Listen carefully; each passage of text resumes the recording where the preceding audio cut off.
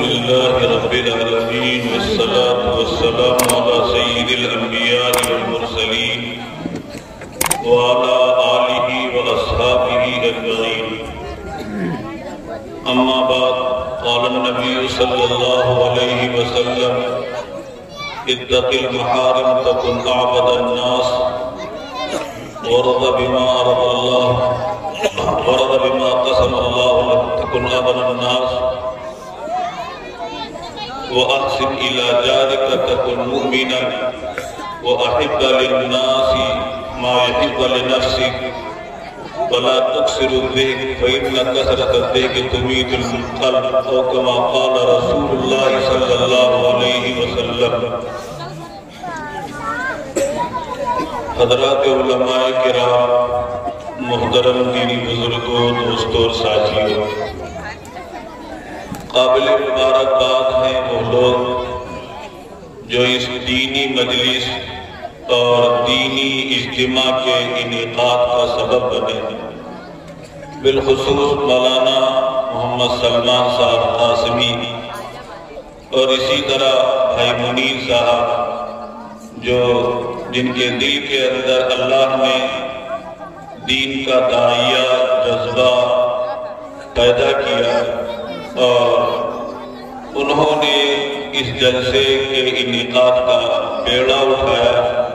اور آج ہم سب کے لیے بڑی خوشی اور مسرت کی بات ہے کہ ہم لوگ یہاں ایک دینی مجلس میں، جس میں اللہ اور اس کے رسول کی باتیں سنی اور سنائی جا رہی ہیں، ہمارے آپ کے مل بیٹھنے کا انتظام کیا اور اس طرح بزرگان دین، علماء کرام کی باتیں ہم نے سنی ہیں، سن رہے ہیں اور ابھی انشاءاللہ آپ سنیں گے.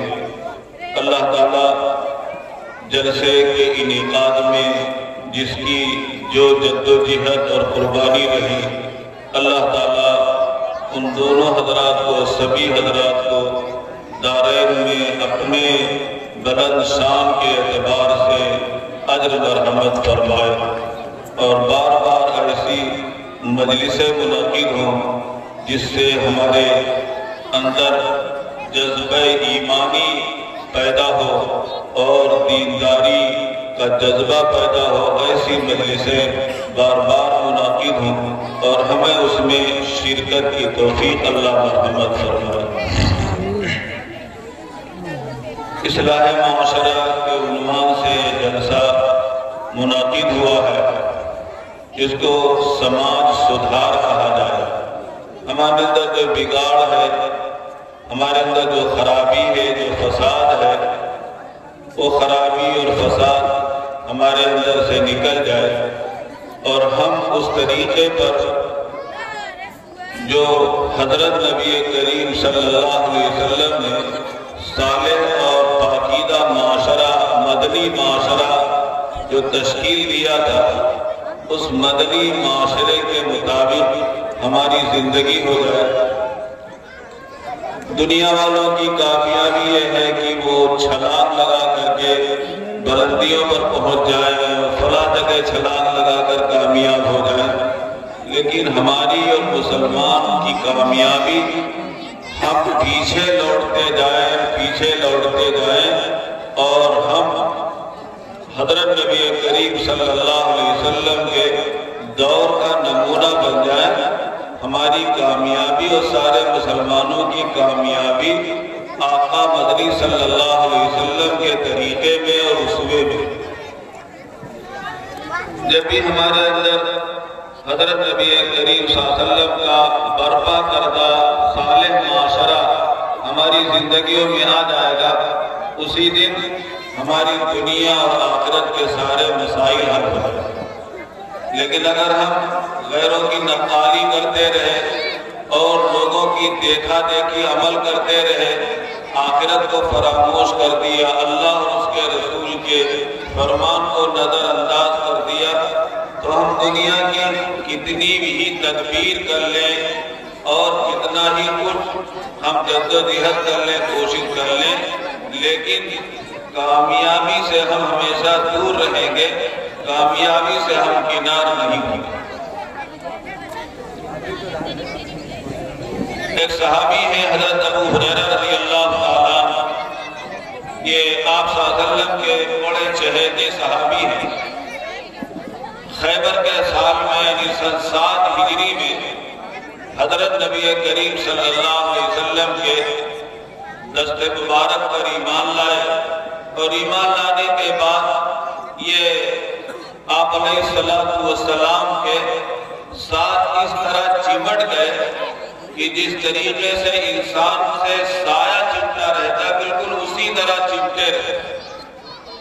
اور مقصد کیا تھا؟ مقصد یہ تھا کہ حضرت نبی کریم صلی اللہ علیہ وسلم کی ایک ایک باتوں کو یاد کر لے، محفوظ کر لے اور پھر اس پر عمل کرے۔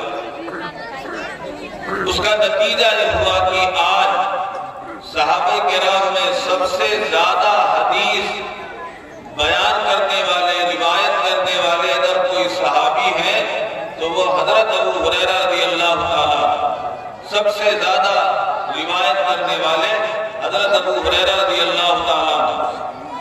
جب ان کی روایتیں عام ہوئی اور لوگوں کے درمیان ان کی روایتیں نقل کی جانے لگی تو لوگوں نے کہا حضرت ابو ہریرہ رضی اللہ تعالیٰ تو بہت روایتیں بیان کرتے ہیں اور دوسرے لوگ اتنی روایتیں نہیں بیان کرتے۔ تو کہتے تھے کہ کچھ لوگ تو جو ہے وہ تجارت پیشہ تھے، وہ تجارت کرتے تھے، کچھ لوگ کھیتی والے تھے، باغ والے تھے، وہ کھیتی کرتے تھے، باغ میں اپنا وقت دیتے تھے۔ ابو ہریرہ کے پاس کیا تھا؟ نہ کوئی در تھا نہ گھر تھا، آپ علیہ السلام کے ساتھ ہمیشہ ساتھ رہتے تھے۔ اور جو مسجد نبوی کے اندر صفہ کا چبوترا ہے اس کے جو ہے وہ بہت پابند حاضر باش، آپ صلی اللہ علیہ وسلم سے علم حاصل کرنے والے اسی چبوترے پر قیام پذیر ہوتے ہیں۔ ان میں یہ بہت پابند جو ہے وہ متعلم تھے، طالب علم۔ اور بعض مرتبہ حضرت ابو ہریرہ رضی اللہ تعالیٰ کے ساتھ ایک معاملہ ہوا کہ فاتح کئی روز کے فاتح کی وجہ سے غشی طاری ہو جاتی، بے ہوش ہو کر گر جاتے۔ لوگ یہ سمجھتے تھے کہ ان کو مرگی کی بیماری ہے، کوئی گلا دباتا تھا، کوئی اسی طریقے سے جوتا یا چپل سنگھاتا تھا، تو زمانے کے اعتبار سے اس کا علاج کا طریقہ رہا ہوگا۔ کہتے تھے مجھے نہ مرگی تھی نہ اسی طرح سے کوئی اور بیماری تھی، میں تو بھوک اور پیاس کی وجہ سے غش کھا کر کے گر جایا کرتا۔ یہ قربانی تھی حضرت ابو ہریرہ رضی اللہ تعالیٰ عنہ۔ فرماتے ہیں ایک مرتبہ آقا مدنی صلی اللہ علیہ وسلم نے صحابہ کے درمیان میں مجھ سے کہا، لوگوں سے کہا کہ کون ہے تم میں سے ایسا آدمی جو مجھ سے کچھ باتیں سیکھ لے اور لے لے اور اس کے بعد خود عمل کرے اور لوگوں تک پہنچا دے۔ حضرت ابو ہریرہ رضی اللہ تعالیٰ نے کہا اللہ کے رسول صلی اللہ علیہ وسلم میں حاضر ہوں۔ چنانچہ آپ علیہ السلام نے اس موقع پر 5 باتیں ارشاد فرمائیں، اور آپ علیہ السلام کا کلام اس قدر مختصر اور جامع ہوتا تھا اور وہ اپنے اندر دنیا اور آخرت کی بھلائی لیے ہوئے تھا۔ آپ نے پہلی بات فرمائی اتق المحارم تکن اعبد الناس، یہ جو ناجائز کام ہے، شریعت کے خلاف کام ہے، جو گناہ کے کام ہے، اسے چھوڑ دو تو سب سے بڑے عبادت گزار ہو جاؤ۔ گناہ سے اگر ہماری زندگی پاک ہو، عام طور پر ہمارے ذہن میں یہ ہے کہ آدمی نماز، روزہ، ذکر، تلاوت اور دوسری عبادتیں کرے، یہ تو عبادت ہے، لیکن گناہ چھوڑ دے، گناہ ہماری زندگی سے نکل جائے، عام طور پر اس کے عبادت ہونے کا جو ہے احساس نہیں ہوتا۔ آپ نے اس موقع پر فرمایا گناہ چھوڑنا یہ عبادت ہے اور سب سے بڑی عبادت ہے۔ مولانا عاشق الہی صاحب مہاجر مدنی رحمت اللہ علیہ فرماتے ہیں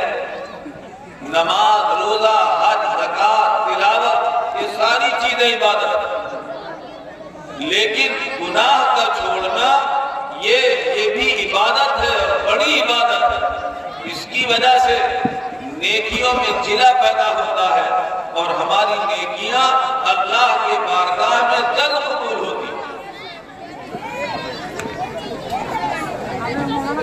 اگر کوئی آدمی مثال کے طور پر گنہگار تھا، فاسق تھا، فاجر تھا، طرح طرح کی گناہوں میں مبتلا تھا، اللہ تعالیٰ نے اسے توفیق دے دی، اب وہ نیک بن گیا، تو عام طور پر لوگوں سے معلوم کرتا ہے کہ کون سا ایسا عمل کر لے ہم کہ جس کی وجہ سے ہم بہت بڑے اللہ کے مقرب بندے بن جائیں، تو وہ عبادت کے بارے میں سوال کرتا ہے۔ یہ سوال نہیں کرتا کہ کون سے ایسے کام ہیں کہ جس کو ہم چھوڑ دیں، کون سے ایسے کام ہیں جو اللہ کو ناراض کرنے والے ہیں۔ لیکن دوستو، جہاں نماز، روزہ، حج، زکات، دوسری چیزیں یہ عبادت ہے، وہی گناہ کے کام کا چھوڑنا یہ بھی عبادت ہے۔ بلکہ حکیم اختر صاحب رحمۃ اللہ علیہ فرماتے ہیں، اگر کوئی شخص اللہ کے ڈر سے گناہ کو چھوڑتا ہے، جب بھی کوئی گناہ کا موقع آتا ہے تو وہ گناہ کو نظر انداز کر دیتا ہے، چھوڑ دیتا ہے، تو یہ ہر وقت عبادت میں آدمی نماز، روزہ اس طریقے سے دوسری باتیں کرتا ہے، تو جب تک وہ عبادت کرتا ہے اس وقت تک عبادت گزارتا ہے۔ لیکن یہ اللہ کے خوف سے، ڈر سے گناہ چھوڑنے والا، یہ تو ہما وقت یہ عبادت کرتے ہیں۔ حضرت عبداللہ ابن عباس رضی اللہ تعالیٰ سے کسی نے پوچھا، ایک شخص ہے جو بہت زیادہ عبادت میں نہیں کرتا، بہت زیادہ نماز، روزہ، تہجد، اشراق، اوابین کی نماز نہیں پڑھتا، لیکن گناہوں سے بچتا ہے، اور ایک شخص ایسا ہے جو عبادت بھی بہت کرتا ہے لیکن اس کے ساتھ گناہ کرتا ہے، گناہ کے کام سے نہیں بچتا، دونوں میں کون بہتر ہے؟ تو فرمایا وہ شخص جو عبادت کم کرتا ہے، تہجد، اشراق، اوابین کی نماز کم پڑھتا ہے یا نہیں پڑھتا ہے لیکن گناہ سے بچتا ہے، یہ شخص اس سے کہیں زیادہ بہتر ہے جو بہت زیادہ عبادت کرتا ہے لیکن گناہ سے نہیں بچتا۔ آج صورتحال یہ ہے کہ گناہ کے گناہ ہونے کا احساس ہمارے اندر ختم ہو گیا، اسی وجہ سے کوئی بھی گناہ سامنے آتا ہے ہم اسے کر گزرتے ہیں، لیکن اگر گناہ کے گناہ ہونے کا اور گناہ کے جرم ہونے کا اور گناہ یہ اللہ کی ناراضگی کا سبب ہے، اگر یہ احساس ہمارے اندر پیدا ہو جائے تو پھر ہم گناہ سے جس طریقے سے زہر سے اور سانپ اور بچھو سے ڈرتے اور کرتے اسی طریقے سے گناہ سے بھی بچتے۔ علماء نے مثال دی ہے، کہتے ہیں ایک بیمار ہے جو تریاق بھی استعمال کرے، ٹانک استعمال کرے اور اس کے ساتھ میں زہر بھی استعمال کرے، تو ہو سکتا ہے ٹانک کا اثر نہ ہو لیکن زہر کا اثر ہو۔ یہ گناہ یہ جو ہے ایک طریقے سے زہر ہے، اس کا اثر یقینی طور پر ہوگا، ہماری عبادتیں بے اثر ہوگی اور اسی طریقے سے اللہ کی ناراضگی ہم ہوگی۔ اس لیے آپ نے فرمایا اتق المحارم تکن اعبد الناس، اللہ کی حرام کردہ چیزوں سے بچو تو سب سے بڑے عبادت گزار ہوگا۔ نصب پر مشکل ہے، دشوار ہے، لیکن اگر آدمی تہیا کر لے کہ ہم بلا گناہ کا کام نہیں کریں گے تو اللہ تعالیٰ کی مدد ہوتی ہے اور انسان بڑے چھوٹے تمام قسم کے گناہوں سے بآسانی بچ جاتا ہے۔ دوسرے نمبر پر آپ علیہ السلام نے یہ نصیحت فرمائی، وَرْضَ بِمَا قَسَمَ اللَّهُ لَكَ تَكُنْ أَبَدَ النَّاسِ، اللہ تعالیٰ نے تمہارے مقدر میں جدوجہد کوشش کے بعد جو روزی تمہیں عطا کر دے اس تقسیم پر تم راضی ہو۔ اب یہ نہیں کہ کوشش کے بعد ہماری آرزو و تمنا پوری نہیں ہوئی اور جو ہمارا نشانہ اور ہدف تھا وہ پورا نہیں ہوا تو ناجائز کی طرف چل پڑے، حرام ناجائز اور دوسری چیزوں کی طرف چل پڑے، یہ طریقہ صحیح نہیں، بلکہ ہمیشہ آدمی کو حلال اور طیب رزق حاصل کرنے کی کوشش کرنی چاہیے۔ حلال اور طیب کے بہت سارے برکات ہیں، ان برکات میں سے ایک برکت یہ ہے کہ آدمی کو نیک صالح عمل کی توفیق ہوتی ہے۔ اسی لیے قرآن پاک میں یا ایھا الرسل کلوا من الطیبات واعملوا صالحا، اے رسولو پاک اور حلال مال کھاؤ اور نیک عمل کرو۔ علماء نے لکھا ہے کہ دونوں کو ایک ساتھ ملا کر کے بیان کرنے کا مقصد یہی ہے کہ اگر آدمی حلال اور طیب رزق استعمال کرے گا تو اسے نیک عمل کی توفیق ہوگی۔ آج ہمارے احتیاطی کی وجہ سے جو کچھ مال آیا کھا لیا، اس کی وجہ سے ہمارے اعمال بے رونق ہوتے ہیں، ہماری عبادتیں بے رونق ہوتی ہیں اور بسا اوقات وہ نیکی کی توفیق چھین جاتی ہے۔ حضرت عبداللہ بن عمر رضی اللہ تعالیٰ کی روایت فرماتے ہیں اگر ایک آدمی ایسا پوشاک اور ایسا کپڑا اپنے جسم پر پہن لے جس میں 9 درہم حلال ہو اور 1 درہم حرام ہو، تو جب تک وہ کپڑا اس کے جسم پر رہے گا اس کی کوئی عبادت اور دعا نہیں ہوگی۔ اس لیے ہمیں محنت کے بعد حلال اور طیب کمائی کے لیے جدوجہد کریں، کوشش کریں، لیکن اللہ نے جو ہمیں دے دیا اس پر قناعت کریں۔ قناعت کے بغیر آدمی کو سکون قلب حاصل ہی نہیں ہوتا۔ اسی لیے آپ نے فرمایا ان الغنى غنى النفس، اصل غنى بے نیازی جو ہے وہ تو دل کا غنى ہے۔ بہت سارا آدمی کے پاس ساز و سامان ہے لیکن وہ قناعت نہیں ہے، بلکہ اور زیادہ کی فکر میں ہے، کہیں سے مل جائے کہیں سے حاصل ہو جائے۔ ایسا آدمی ہمیشہ بے سکونی کا شکار رہتا ہے، کبھی اسے سکون حاصل نہیں ہوتا۔ آج آپ دیکھیں گے جن لوگوں کی زندگی میں دل میں قناعت نہیں ہے اور نفس دل کے اعتبار سے غنی نہیں ہے، لاکھ پتی ہے، کروڑ پتی ہے، لیکن نہ صحیح طریقے سے انہیں کھانا نصیب ہے، نہ نیند نصیب ہے اور نہ اسی طریقے سے انہیں سکون حاصل ہے۔ ہر آن ہر گھڑی مال کے اور جنات کے چکر میں رہتے ہیں۔ مال حاصل کرنے کا مقصد کیا تھا؟ آدمی سکون کی زندگی گزارے، لیکن سکون ان کی زندگی سے غائب ہے۔ اس لیے محنت کرے، جدوجہد کرے، کوشش کرے اور محنت اور جدوجہد کے بعد اللہ تعالیٰ جو عنایت کر دے اس پر ہم قناعت کریں اور یہ سمجھ لیں کہ اللہ نے ہمارے مقدر میں یہی لکھا ہے، ہم حلال کھا کر کے زندگی گزاریں گے، ہم حرام کھا کر کے اور اپنے آپ کو حرام سے پرورش کر کے ہم جہنم کا ایندھن اپنے آپ کو نہیں بنائیں گے۔ تیسری نصیحت آپ علیہ الصلوۃ والسلام نے فرمائی وَأَحْسِنْ إِلَىٰ جَارِكَ تَكُنْ مُؤْمِنًا، اپنے پڑوسیوں کے ساتھ احسان و سلوک کا معاملہ کریں تو کامل مومن ہو جاؤ۔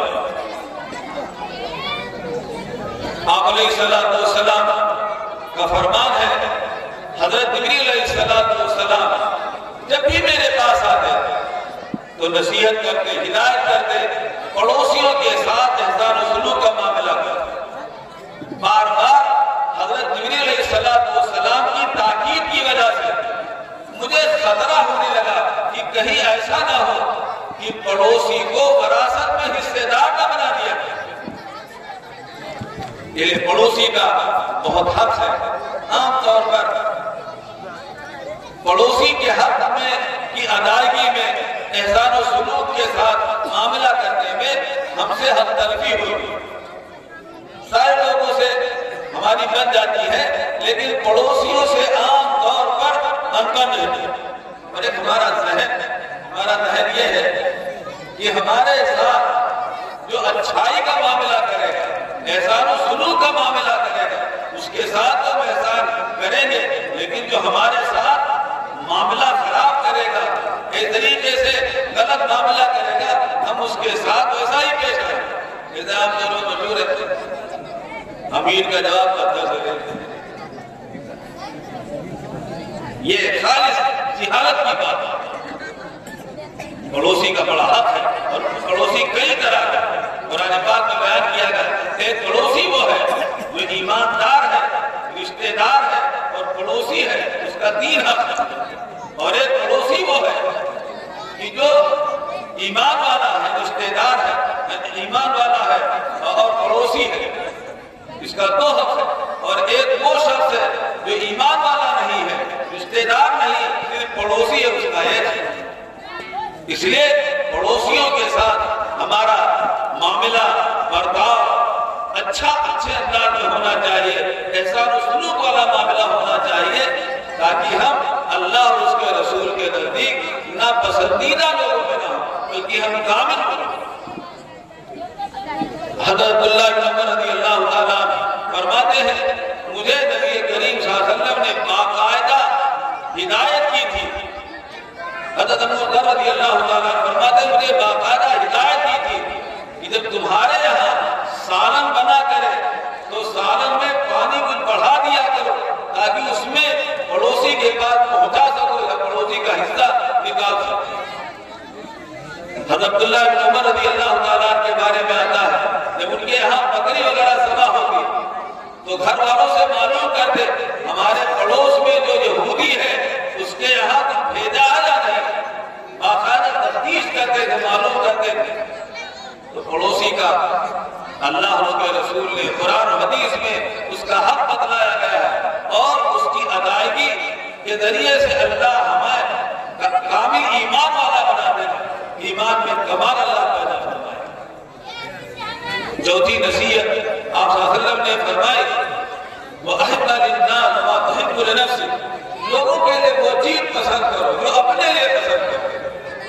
آج ہمارا خیال کیا ہے، عمل کیا ہے، ہم اپنے لیے تو اچھی چیز پسند کرتے ہیں، دوسروں کے لیے جو ہے وہ گھٹیا چیز، اس کی وجہ سے گھر میں بگاڑ ہے، باہر بگاڑ ہے، آپس میں تعلقات والوں میں بگاڑ ہے۔ لیکن اگر ہماری سوچ یہ ہو جائے اور یہ آپ کا یہ فرمان یاد رہے کہ آپ نے یہ فرمایا ہے جو اپنے لیے پسند کرو وہی لوگوں کے لیے پسند کرو، اگر ہمارا یہ نظریہ اور ہمارا یہ عمل ہو جائے تو پھر کسی سے کوئی لڑائی ہی نہ ہو، آپ اس کے ساتھ وہ معاملہ کرتے ہیں جو اپنے لیے کرتے ہیں، تو ہر ایک آدمی آپ سے مطمئن رہے گا کہ تو ہمارے ساتھ غلط معاملہ نہیں کر سکتے۔ لیکن اگر اس کے خلاف معاملہ ہے تو پھر لڑائی ہے، جھگڑے ہیں اور طرح طرح کی چیزیں ہیں۔ آخر میں آپ صلی اللہ علیہ وسلم نے نصیحت فرمائی وَلَا تُفْسِدُ الذِّهْنَ فَإِنَّ كَثْرَةَ الذِّكْرِ تُمِيتُ الْقَلْبَ، بہت زیادہ ہنسا نہ کر، اس لیے کہ بہت زیادہ ہنسنا یہ دل کو مردہ کر دیتا ہے۔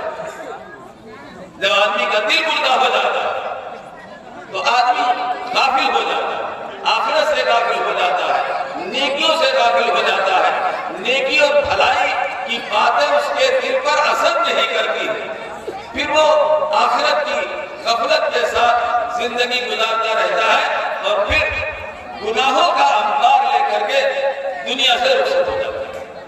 آج خاص طور پر جو ہمارے نوجوان بچے ہیں ایسی محفلیں منعقد کرتے ہیں اور ایسی محفلیں سجاتے ہیں جس میں گھنٹوں اکٹھے ہوتے ہیں، لگتے ہیں، اور اس طریقے سے باہی تباہی میں جو ہے وہ ہمارے بچے اپنا وقت کو ضائع کرتے ہیں۔